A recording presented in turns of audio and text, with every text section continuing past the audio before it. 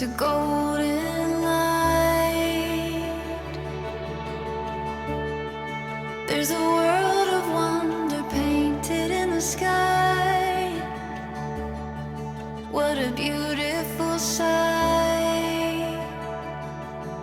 It's all waiting for you. I think it's okay. It's all waiting for you.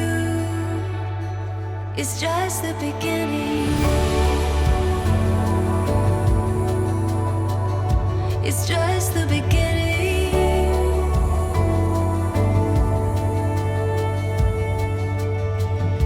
Aurora, the light of day, it's all before you, illuminated. So much to be found. Watch the world spin round. It's just the beginning.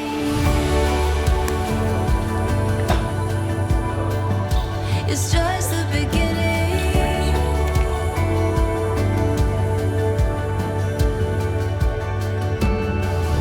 We'll chase the sky, watch us shine. It's in our eyes, burning bright. It's just the beginning.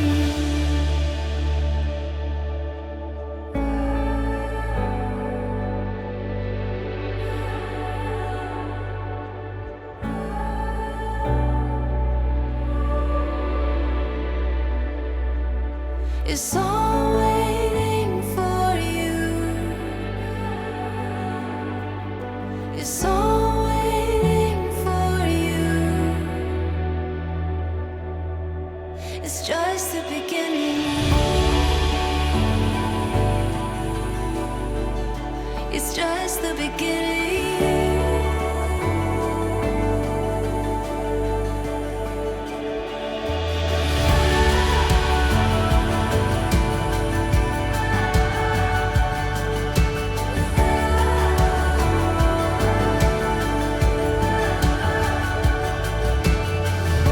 We'll chase the sky, watch us shine. It's in our eyes, burning bright. It's just the beginning. We'll chase the sky, watch us shine. It's in our eyes, burning bright. It's just the beginning.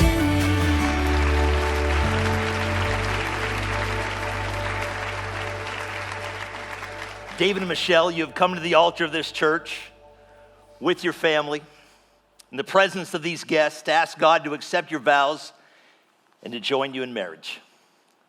You guys have been waiting a long time for this day, haven't you? Yeah. It's a special moment for all of us here because you guys are incredible people. You really are. Yeah, come on, we can all say amen to that, right? Yeah. They wanted to, I knew they did. Robin and I think you're awesome. It was a few months ago that Robin and I got to go on a double date with you guys, and we chose on the double date to go hiking over at Linda Vista. And we started the hike, and I thought, oh my lanes, they're gonna run, and they're gonna leave us behind, I think. But as we were hiking, you guys started to tell us your story. And their story seems to defy reason and logic and any other universal norm that we think governs the laws of love. To get some gas, and so they pulled into a service station, and the attendant came out to help them with their car, and President Bush told Barbara, hey, I'm gonna go inside, I'm gonna grab a few things, and so she decided to stay in the car, and so to which Barbara responded, George, if I would have married him, he would have been president.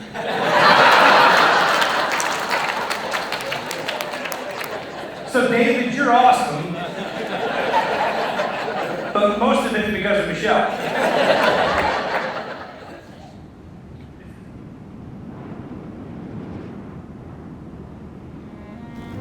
I, David, take you, Michelle, take you, Michelle, to be my wedded wife, to be my wedded wife, to have and to hold, to have and to hold, to love and to cherish, to love and to cherish, from this day forward, from this day forward, through all the changing experiences of life.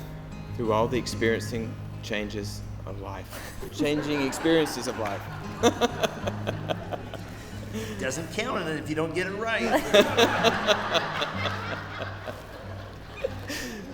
We'll have to go to the lawyers on this. It is my purpose It is my purpose to give happiness to you to give happiness to you and to join with you and to join with you in building a home in building a home on the foundation of Jesus Christ. on the foundation of Jesus Christ. I, Michelle, I, Michelle, take you, David, take you, David, to be my wedded husband, to be my wedded husband, to have and to hold, to have and to hold, to love and to cherish, to love and to cherish, from this day forward, from this day forward, through all the changing experiences of life. through all the changing experiences of life. It is my purpose It is my purpose to give happiness to you to give happiness to you and to join with you and to join with you in building a home in building a home on the foundation of Jesus Christ. on the foundation of Jesus Christ.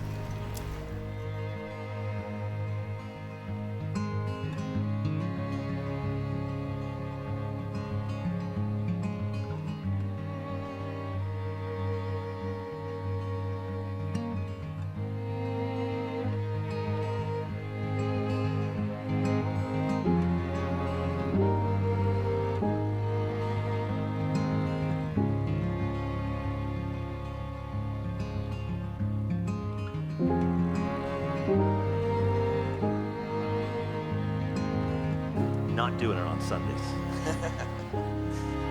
For as much as David and Michelle have consented together and have witnessed the same before God in this company, by the authority vested in me, I pronounce them husband and wife. David, you've waited 1 hour and 5 minutes to do this. Way longer than that. You may kiss your bride.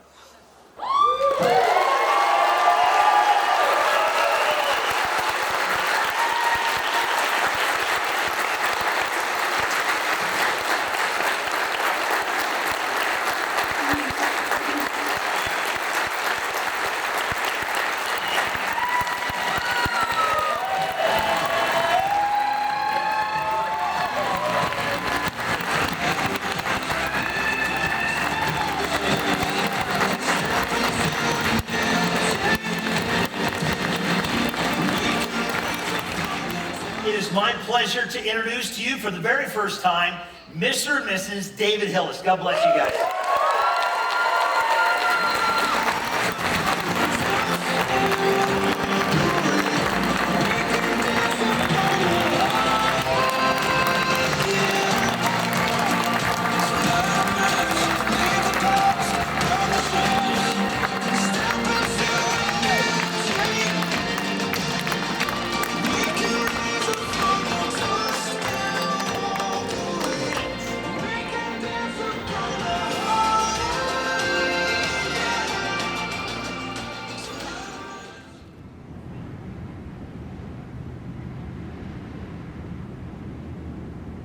For us, today is so much not about us, but it's about what God has done in our lives. So we just want to take a moment before the party gets started to share briefly our story with you about what God did for us. Some of you have asked us, well, how did you guys meet?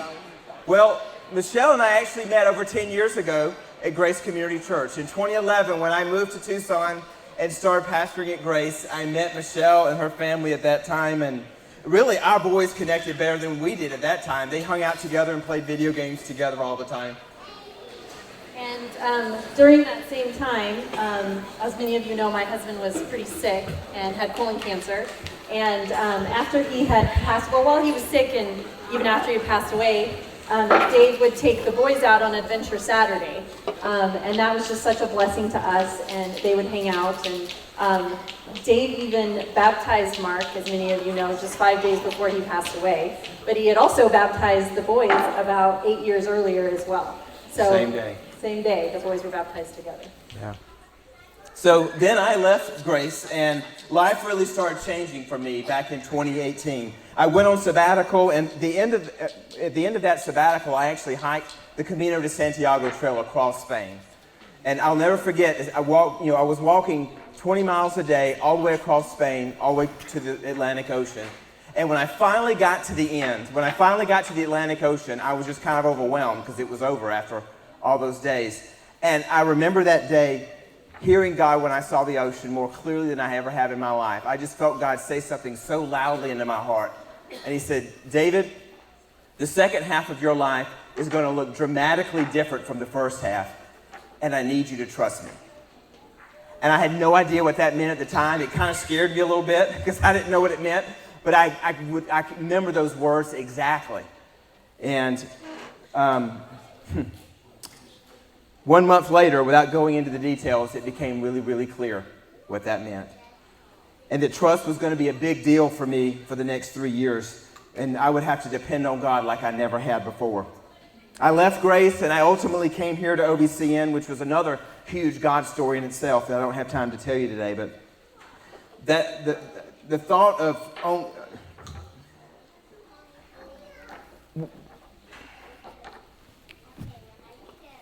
what many of you don't know is that through that whole dark season, I felt like God was preparing me to actually move to France and to become a monk in a monastery in Taizé, France. Many of you knew that. A few of you knew about it.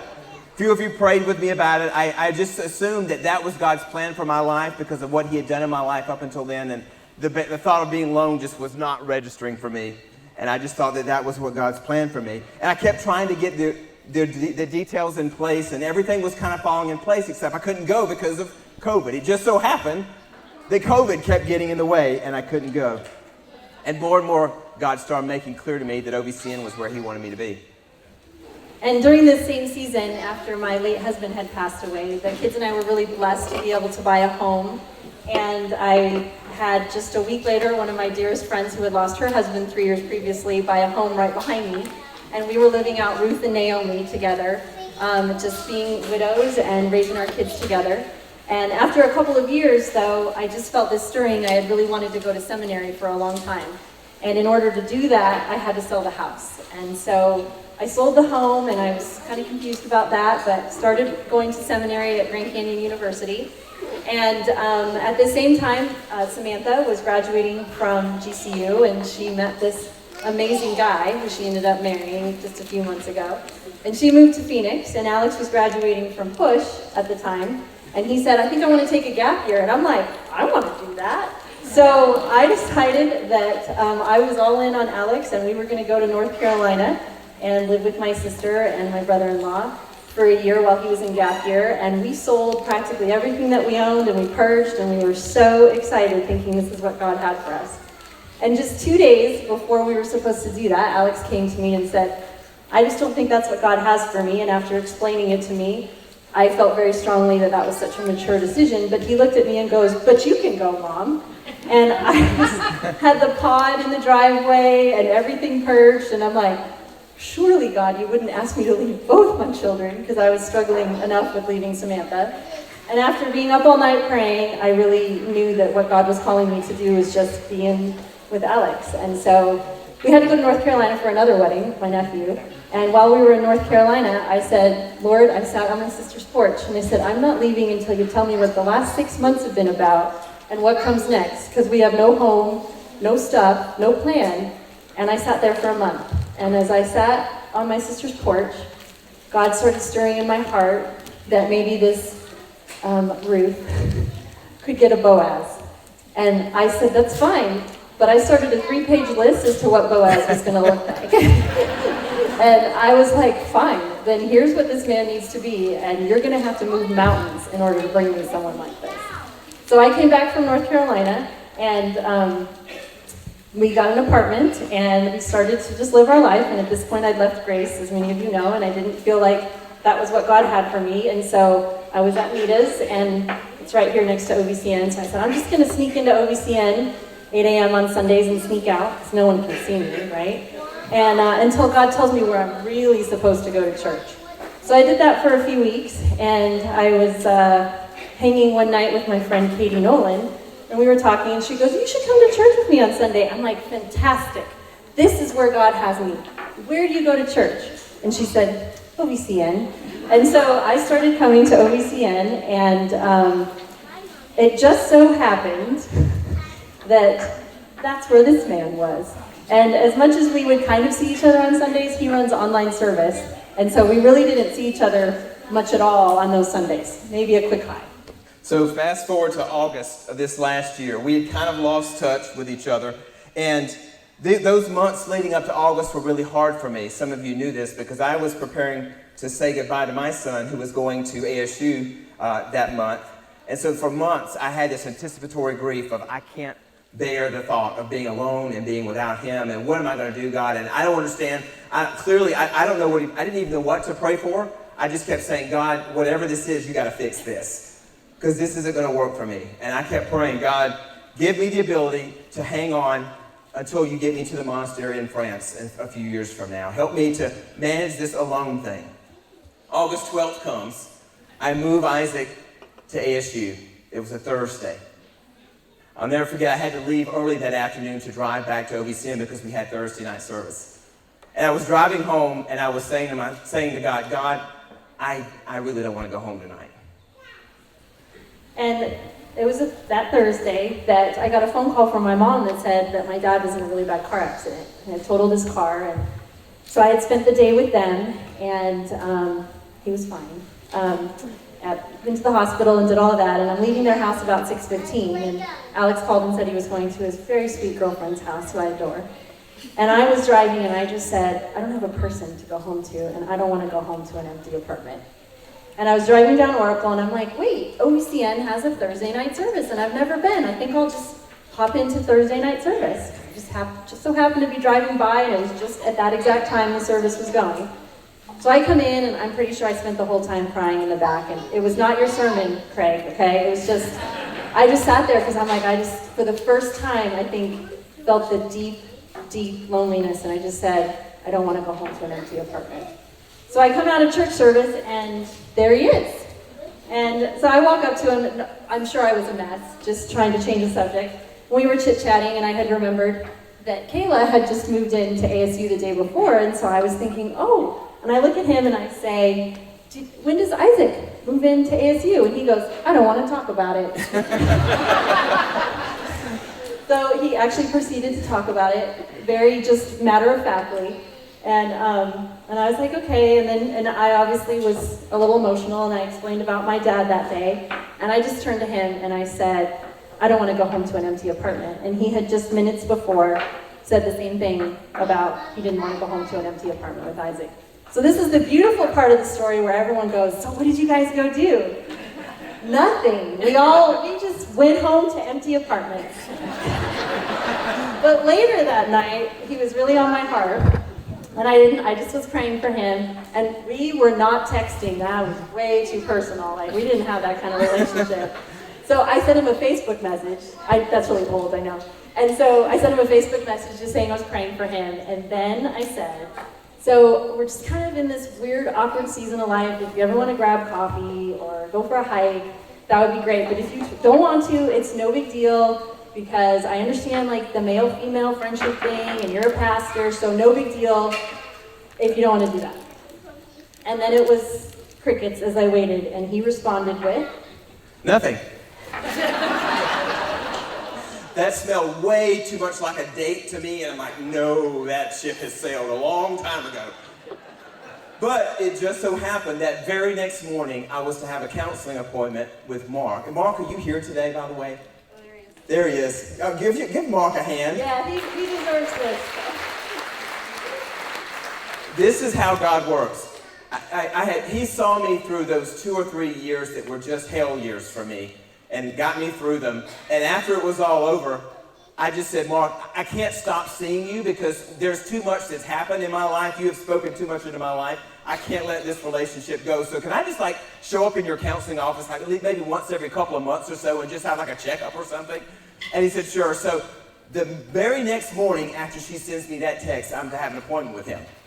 And so I walk into the office and he says, so do you have anything to talk about today? And I said, yeah, 2 things. First thing, my son, I explained to him that I had just moved Isaac into his dorm that day before and how that had affected me. And he said, well, so what's the other thing? And I just picked up my phone, opened up Facebook Messenger, and I said, this. And he laughed at me and said, what are you going to do about that? And I looked at him and I said, well, obviously I'm going to nip it. And he looked at me and said, well, what do you mean? Why are you going to do that? I said, come on, Mark, that ship sailed a long time ago. And he looked at me and he said, David, and these are his words, not mine, you tend to analyze the hell out of everything, David. Why can't you just let this be? Why can't you take this woman out one time? Why can't you just try to have fun with it just one time for me? Can you do that? And I looked at him and I said, Mark, that's asking a lot. One time. And so later... I'm still waiting for a response, by the way. So by the end of that evening, I finally managed to message her back, and I said, it's worth considering.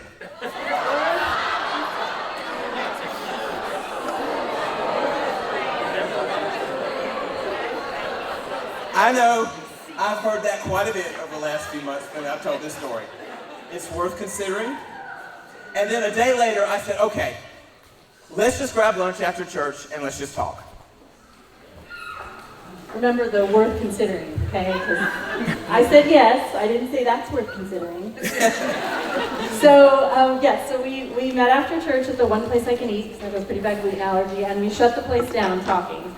And this is August, by the way, and he's like, let's go for a hike at 3 o'clock in the afternoon in August. So we went for a hike around Catalina State, on the Linda Vista Trail. And as we're on the Linda Vista Trail, I was just asking him about life, and I asked him about monastery, because I knew how important going to the monastery was at times for him in retreats, and he starts basically telling me he's going to become a monk. So I'm like, okay, because I didn't really have a lot of expectations with this. I just knew God had it on my heart to send that message, and so we went on a hike, and we got to the end of it, and we started connecting even more on things, because he was taking French and I had taken French, and that man jetted out of there so fast at the end, I was like, well, I guess we're done, and I just got in my car and thought, well, that was fun, and I hope he has a good life as a monk. But I went home that night and I'm like, wow, I really enjoyed hanging out with Michelle. And so I suggested one more hike, and then another, and I started taking her all these crazy places, just trying it out and seeing how she's going to do. He was testing me all over. Yes, I was testing you. And then we started having devotions together at night, even over FaceTime every single night. And through this whole time, I'm feeling torn, because I kept saying to God, I want your best. But I thought you told me to go to France. And besides, I'm divorced. And this is another part of the story where it was a God moment, where God just stepped in. I decided to take my boss, Pastor Chris, who did the message today. I asked him to take him out to lunch. I said, there's a couple of things I need to tell you about. And he said, okay. And so we're having lunch, and I start telling him about, ever since I've been at OVCN, I feel like God's calling me to be a monk and move to France. And he just looks at me. He's like, is that a fact? And he starts asking me these crazy questions like, so if you do this, what are you going to do all day? Are you just going to stand and pray all day? What do you do over there? And so I'm explaining to him all this, and he's just like, And he said, okay, what's the other thing that you want to tell me about? And I said, well, I actually started dating someone, and it's actually someone at OVCN, and I may be breaking a rule or something as a pastor, but I want to kind of date her, and I just want you to know about it, because I didn't want to, you to find out about it through someone else. And he said, wait, I hear God speaking to me. God's telling me option 2.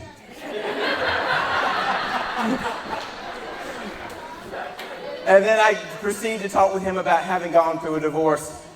And he knew my story really well, and this is the part that really got me.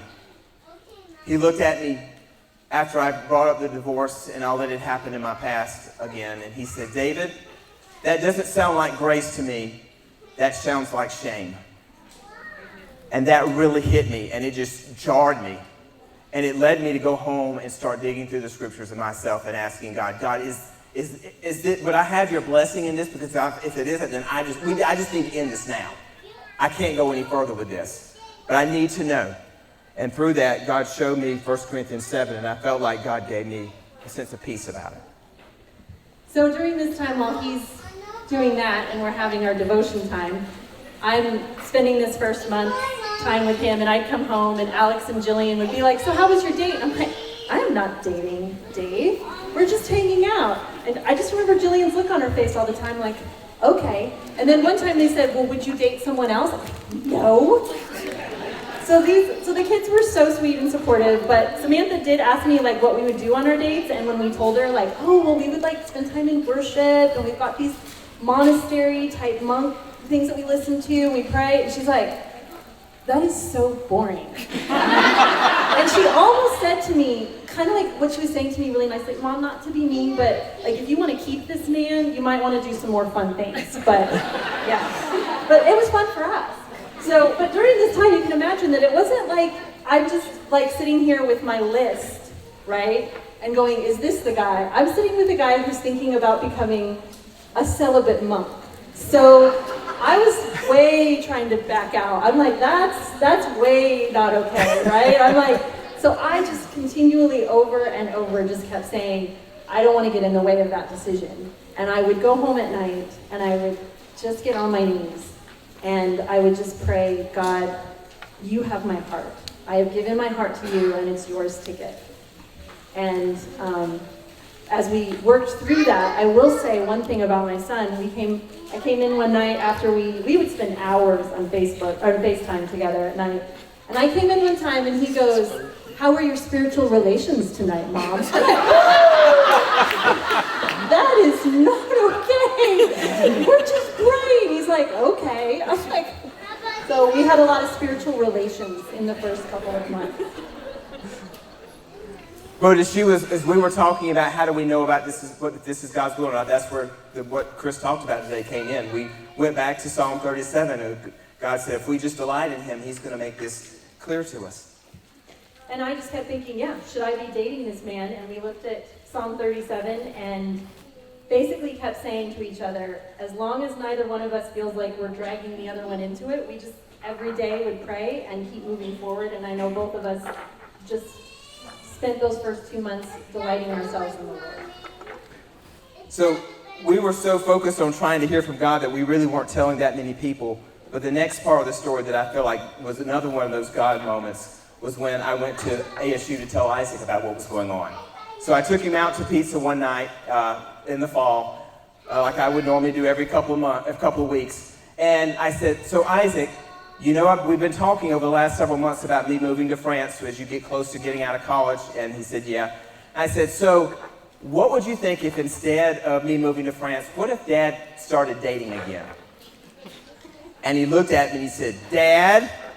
I said, what? He said, I know where this is going. I know who it is. I said, Isaac, you can't possibly know who this is. And he says, try me. I said, well, I've been dating for a little bit Michelle Fleming. He jumps out of his seat in the middle of this restaurant in Tempe. He starts laughing out loud and saying, I knew this was going to happen. And so everybody's in the restaurant's looking at us, and we sit down, and I say, so what do you think about this?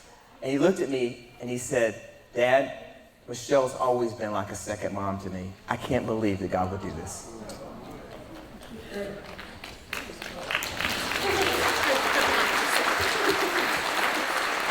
And that's just what's been so sweet, is to see how the connections that our boys have had and our kids have had over the years apart from us. And so I've been also talking to my kids about it too, and we decided at this point it might be time to rope in a few friends. So we roped in a few friends asking to pray for us, and we had several of them like, it's about time. We've been taking bets and praying, and we're like, well, maybe you should have told us. So I just want to raise the hands of who actually thought of this before we did. Raise your hand. Yes. Okay. Yeah. Maybe you should have mentioned it to us, because we're really stubborn and we just didn't get it. So we just thank you for your prayers. But yes, we started to bring in our friends and ask for prayer and support. So to wrap this up, some people have asked me, so when did you know? So in October for her birthday, she had a milestone birthday at that time. And she said, I want you to take me to Payson to see the fall colors. And so we went up to Payson, and I had planned out another one of my grand hikes, and we were out along the rim in Payson, and we found this tree stump, and I'm giving her birthday gift. and she's opening it, and she looks at me, and she says, "What are you thinking right now?" And by the way, that is not a question you ask a guy, because usually you're going to get a really bad answer. And so I just kind of looked at her and laughed. I thought, please, let's change the subject. I can't answer that question. And she said, "No." And now she's like being persistent. "What are you thinking right now?" And I said, "I'm thinking, I really want to kiss you." Because I'd never kissed her before. 2 months. And then the sparks started flying. And so we continue walking. And by this point, I'm just like, my mind is just going. I'm thinking, God, you've got to make this clear, like right now. What is this that you're doing? Is this you or not? And we're walking down this path, and this is in my mind. And what do we stumble on? But a young couple, and he's just getting off of his knee. He's just proposed to her on the rim. And she's like, "Oh, let me see the ring." And at that moment, I just felt like God said, in a few months, you're going to be doing that exact same thing. And that day when he gave me my birthday present, in addition to the amazing gluten-free cookies that you made me, he gave me this pendant that he had bought on the Camino. And that was the same thing, the same time at the Camino where God had said the second half of your life is going to look a lot different than the first. And when I saw that he gave me this pendant that he had had for years from that trip, instantly in my heart, I felt like God was saying that I was going to be a part of that second half, and that God was saying, "I want you to give your heart to him." And I felt like God released my heart to give to him at that moment. And so in February, I took her out on another hike to Sedona, and by this point, we had gone through so many devotions together. We had prayed so much together. We had had so many of you praying for us, telling us that you had heard from God and that we needed to hurry this up. At one confirmation after another. So in February, on Valentine's Day weekend, I got down on one knee and I asked for her to marry me. And I really wish in hindsight I would have said, "Well, that's worth considering."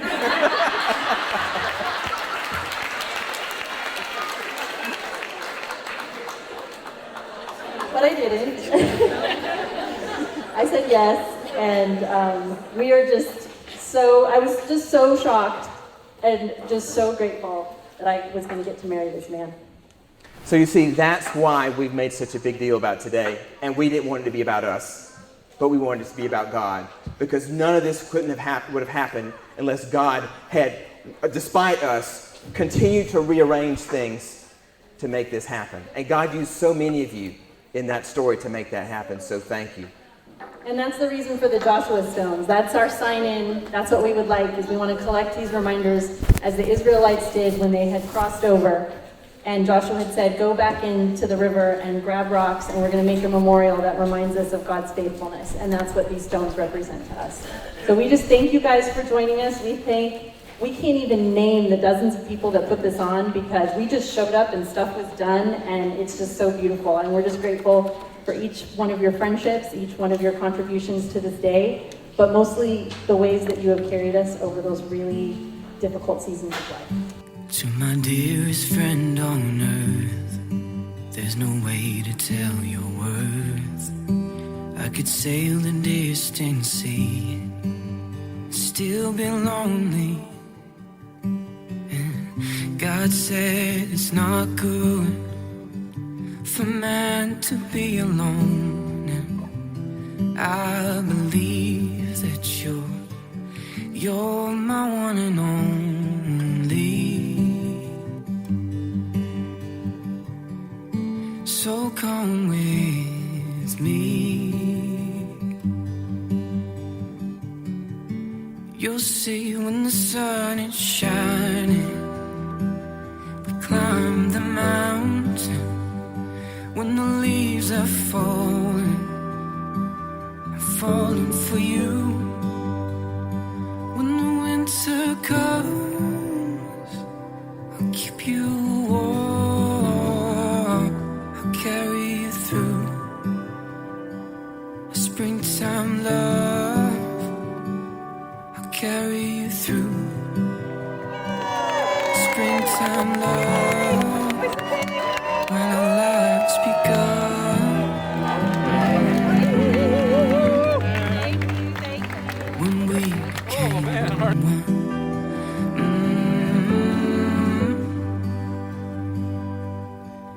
The seasons come and go, but my love for you does flow. promise of God who gave his life to you. I give my own. I give my own.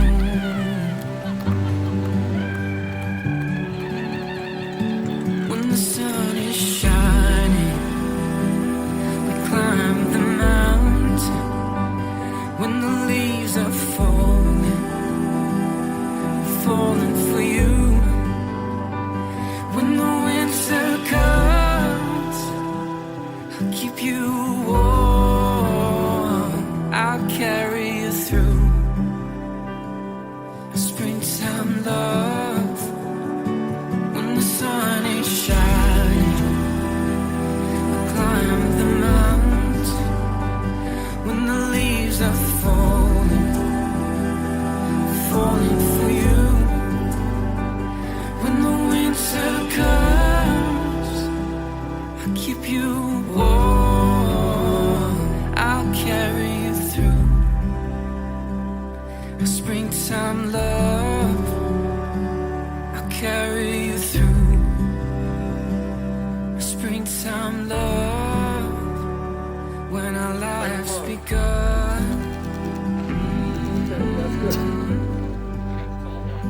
when we became.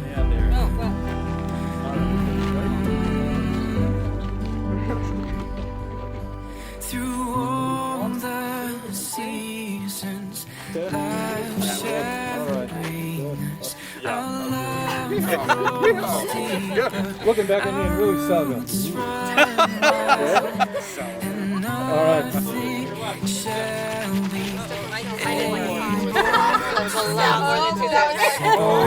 Ready? 1, 2, from the love of God. We're good.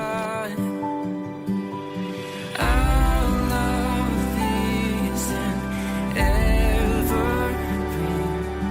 Our love grows deeper. Our roots run wild, and nothing shall be able to separate us from the love of God. When the sun is shining, when the leaves are falling, You want to be in the picture? when the winter comes, I'll carry you through springtime love. I'll carry you through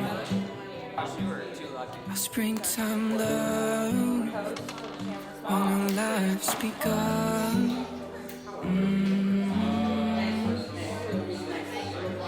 We came.